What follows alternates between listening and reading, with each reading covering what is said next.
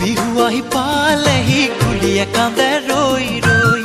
ঢাকুৱাল গৈ পালেনে মোৰেনো বাতৰি লৈ বিহু আহি পালেহি কুলিয়ে কান্দে ৰৈ ৰৈ ঢাকুৱাল গৈ পালেনে মোৰেনো বাতৰি লৈ ককোৱা সূতাৰ গামোচা লগাইছানে নাই ঐ